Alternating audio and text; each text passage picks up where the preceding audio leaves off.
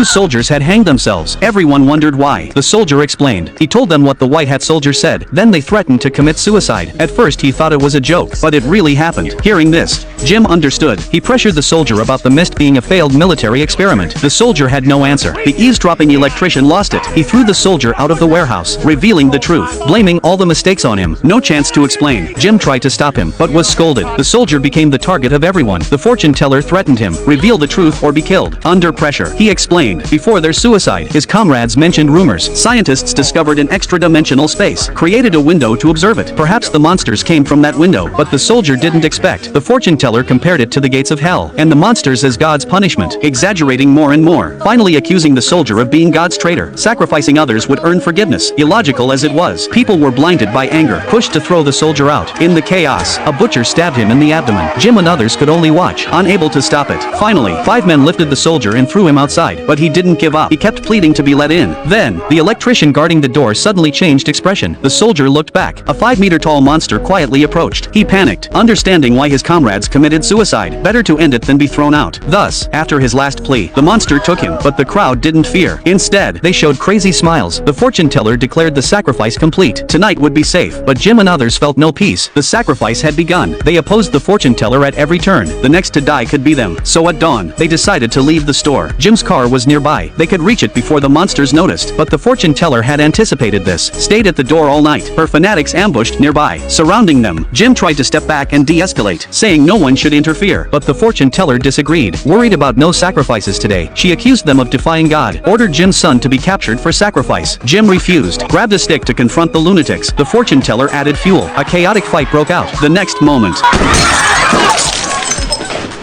the old clerk fired his gun. The fortune teller fell. Seeing her try to speak, the old clerk shot again, killing her. The fanatics recoiled. The group finally had a chance to escape. Ironically, a woman nearby accused the old clerk of murder. They ran to Jim's car. The old clerk cleared the way with his gun, but just as they thought they were safe, the later arrivals turned pale. The old clerk was grabbed by a monster. Everyone froze in fear, didn't dare move. Fortunately, after a feast, the monster didn't attack again. They got into the car. Jim realized 3 companions were missing. He honked urgently, unaware the 3 had encountered spider monsters. One companion died. The manager escaped back to the store. The white-bearded old man was surrounded. Hearing screams nearby, they knew their companions were gone. They planned to drive away. Then, Jim noticed the old clerk's gun on the hood. Ignoring Kelly's protests, Jim checked around and risked getting it, but his arm fell short by 2 inches. Meanwhile, the spider monster charged the car. At the critical moment, Jim got the gun and closed the door.